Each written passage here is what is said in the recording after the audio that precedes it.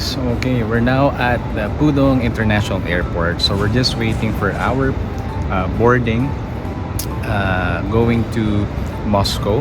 Okay, we're flying through China Eastern and impression ng kanilang airport. Well, nagpunta na kami dito before pero hindi ko maalala yung look nung airport that time. Pero this time, since daytime yung aming flight, so obviously nakita namin, na-experience namin, malaki yung space where you'll be waiting for your boarding. And paano ba? Now let's talk about the Russian e-visa. For the Russian e-visa, actually madali lang siya. You just need to go to the website, which I'll put in the description box, and then all you have to do is just fill it out, and you need to put the dates. Hindi kailangan ng mga financial proof of your income. So basically mga information about your employment, and of course your travel histories as well. And then also magtatanong lang ng hotel. Ang ginawa namin sa hotel, nag-book lang kami ng hotel sa Moscow using zenhotels.com. I know na may sanction ngayon ang Russia because of the war against Ukraine.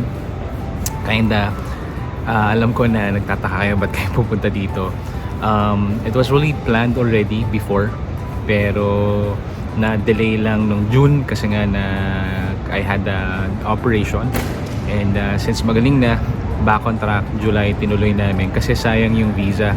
Actually mahaba yung binigay na duration nung e-visa namin. Now it was actually approved back in, I believe, May, and then we were supposed to fly to Russia last June 11. Isasabay sana namin sa June 12 na Independence Day para holiday, no? Pero of course, unfortunately, nagkasakit tayo, hindi natin natuloy. So we postponed it, and then na-move ng July. So yung e-visa namin was basically applicable until July 24, and today it's July 18. So may time pa kami. Sayang naman kasi po nag-apply kayo ng e-visa, you will have to pay 3,000 pesos, okay, using debit or credit card basta may Visa or MasterCard logo.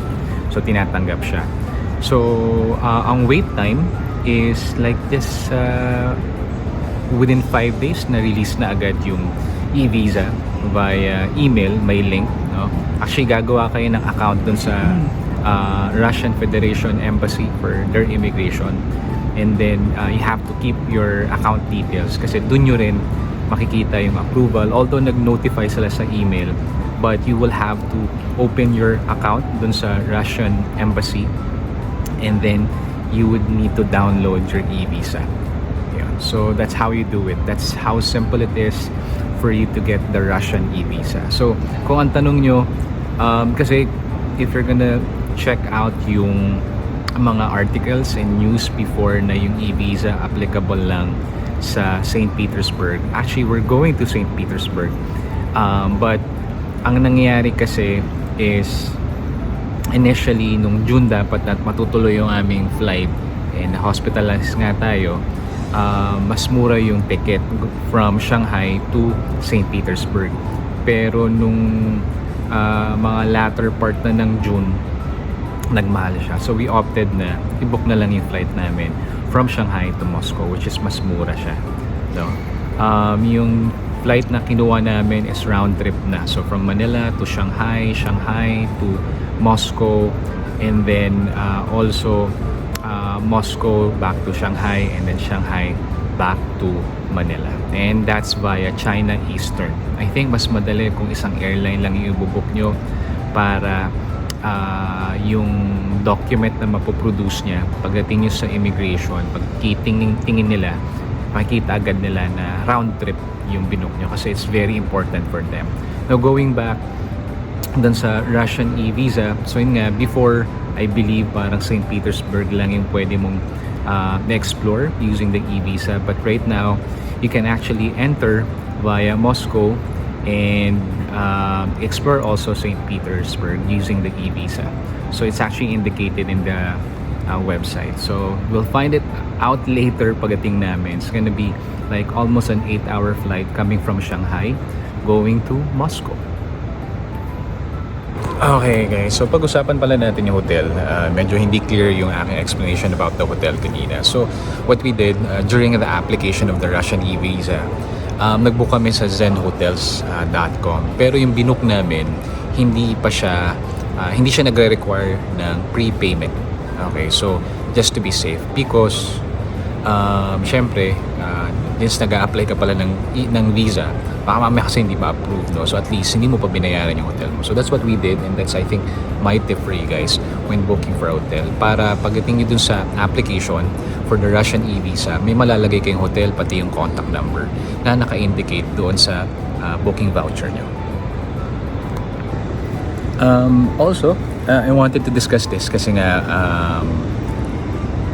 probably isa sa mga question nyo, bakit kami pupunta ng Russia despite of the war and the sanctions, So just to share with you, na-realize lang namin na may mga challenges pala pag nag-travel ka ngayon sa Russia.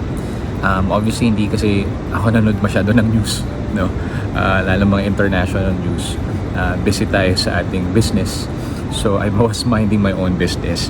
And then nung na-book na, later on I realized na hindi pala gagana yung Visa and Mastercard na credit card and debit card issued abroad sa Russia because of the sanction. So what happened back in 2022 when of course the war broke between Russia and Ukraine, unfortunately the West sanctioned Russia, and these Western companies such as Visa and Mastercard decided to not support the economy of Russia, as a sanction. So unfortunately, since 2022, lahat ng mga debit card, credit card na may Visa or Mastercard logo will not work in Russia. So if you're traveling to Russia, that is actually a challenge, because what you have to do, just like what we did, is to magdala ng cash, So that's what we did. Nag-withdraw na kami ng cash para sigurado. And then also, ang card lang na mag-work according sa research natin is yung mga cards, credit cards or debit card na may Union Pay na logo. Union Pay is owned by China, I think, and since China is an ally of Russia, that's why the Union Pay logo, yung mga cards, credit card, debit cards na mayroong logo ng Union Pay will work in Russia. So what I did is, my father had his account with Cebuana Luwilier with Union Pay. I have credit cards pero walang Union Pay logo. So yung sa father ko, yung account niya sa Cebuana Luwilier na Union Pay, yung may nakalagay 24K, hiniram ko muna sa kanya, So we'll see. Nag-transfer naman ako ng pera. So nasa Pilipinas pa lang, chinek ko na kung gumagana pa. Nag-transfer ba ako ng money sa Union Pay na card ng father ko, mawi-withdraw ko. So turn out to be, nag-work naman sa atin, pero malalaman natin yan pagdating natin sa Russia later, So titingnan natin kung hindi ba talaga gumagana yung Visa and Mastercard na credit card and debit card, and if yung Union Pay nga would be a reliable card, kasi ang hirap magdala ng cash, honestly, hindi ako mahilig mag-withdraw or hindi ako mahilig magdala ng cash. Normally what I do is that nakalagay na sa debit card yung debit account, and then doon na mag-withdraw para converted na siya, at mababa yung mga exchange rate. Or of course we use the credit card, and konting cash din yung ginagawa natin. But itong travel na to medyo kakaiba kasi talagang nanigurado na kami, baka kasi mahirapan kami, mahirap na wala kang cash at nasa ibang bansa ka, So something to watch out. And because of that pala, just to share with you also, unfortunately sa pagbubook ng hotel, si Booking.com at si Agoda is not able to provide services for Russia, unlike before. Even Klook, wala rin gumagana ng mga tourist attraction na you can book via Klook. So That's a challenge because obviously hindi kami gumagamit ng ibang mga platform for booking ng hotel at ng mga tourist attraction. It's normally either Agoda, Booking.com, and Klook. Nung nagpunta naman kami sa Turkey, hindi namin ginamit si Klook, ginamit namin yung Get Your Guide. No, but this time, since it's not working. When I say it's not working, wala dun sa list pag nag-search ka, no? Kung meron man, hindi ka talaga makakabook. Pag-book, mababasa mo yung mga reviews like yung Klook. Meron isang tourist attraction sa St. Petersburg na trinay kong i-search sa Klook. It was there and andun yung mga reviews ng mga nakabili a couple of years ago. So that means dati pwede ka mag-book sa mga platform na yun, but because of the war and the sanction, obviously right now hindi ka makapag-book sa mga platform na to. So kung ang tanong nyo saan, no? Saan ba pwedeng mag-book? For hotel, you can book at zenhotels.com. This is not a sponsored ad, okay? May prepayment, may meron din mga yung no payment required, no, para for e-visa application, no, so you don't need to pay right ahead, okay? And then also for attraction, you can book your attraction at trip.com, no, so sa trip.com you can book their hotels, you can book their flight, as well as you can book tourist attraction for Russia. So doon namin binook yung mga tourist attraction namin for St. Petersburg, most of it, no, doon namin na i-book.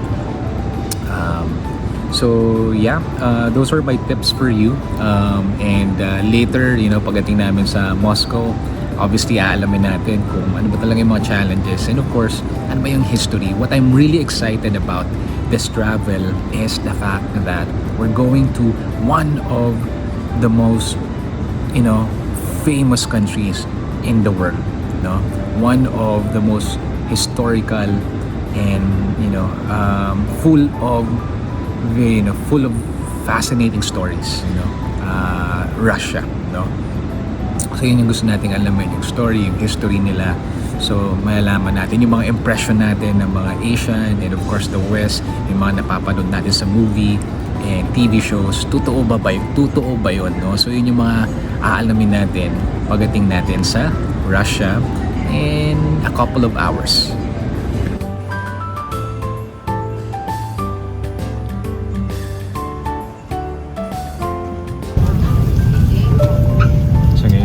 Board na tayo sa plane, and this is a big plane, and configuration ng inupuan namin dalawa lang, tatlo, and then dalawa. So this is gonna take like almost 7 to 8 hours of air flight, and we'll be going to